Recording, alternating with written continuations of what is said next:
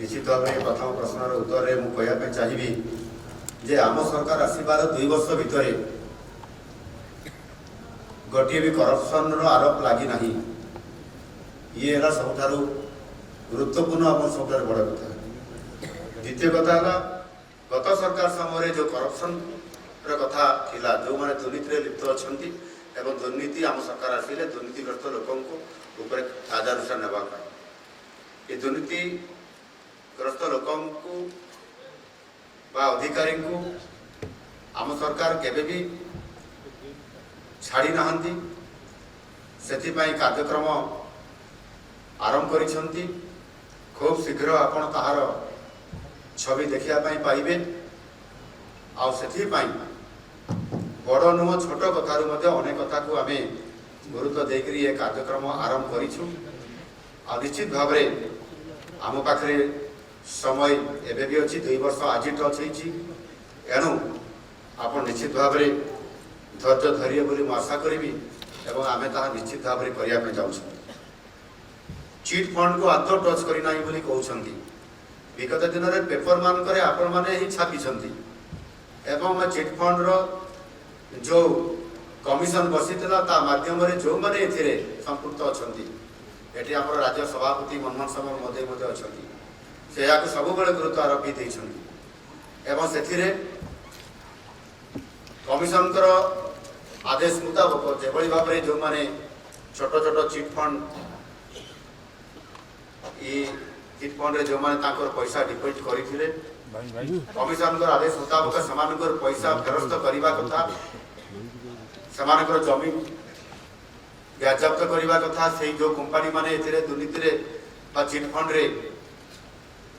ये काम लिप्त थे ताकू आम निश्चित भाव ये क्षेत्र में आम गुरुत्व आरोप कर जमी को बाजप्त आरंभ कर जो लोक मैंने प्रमाणित होती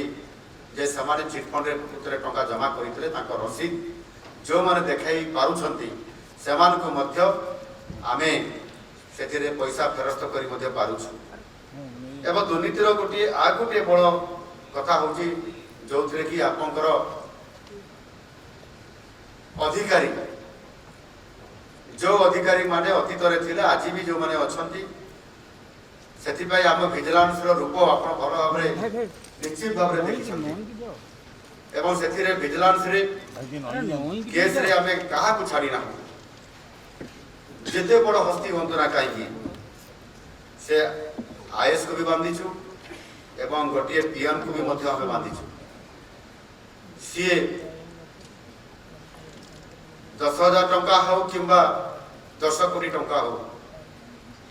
से जमी हो कि सुना हो जिते संपत्ति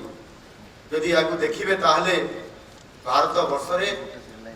भारत सरकार द्वारा आम सम्मानित हो ये क्षेत्र में जे आम निश्चित भाव क्या छाड़ी ना हो जो दिन से रिटायर्ड होगापी जी पूर्व दिन बांधिकी जेल रे आम भर्ती कर पारिछु ये कथा रेकर्ड रे भल भाव जानते रेकर्ड तेणु निश्चित भाव दुर्नीति रे आपण जो कथा कहते आम पाखे पर्याप्त समय अच्छी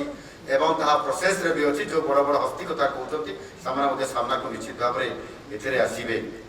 एवं जो पेंशन कथा कहले आम मैनिफेस्टो घोषणा पत्र पेंशन थिला एवं घोषणा पत्र मुताबक आम प्रथम 2 वर्ष मध्य जो मानकर बयस 80 वर्ष होची पार एवं जो मैंने भिन्नक्षम हिसाब से 80% पार होती अधिक अच्छा से 3,500 टंका निश्चित भाव में दे सारीचु से रेगुलर पाँच एक जानते एवं बाकी जो मैंने पैसा पाइबे अन्य मान बुद्धि कथा अच्छी जदि आम गोटे घोषणा पत्र 5 वर्ष मध्य जदि आम सरकार आसो एक कथा लिखा जाए जदि ये कथा सत्य हो जाए ताहले आज 2 वर्ष पूरण होगापी जाऊँगी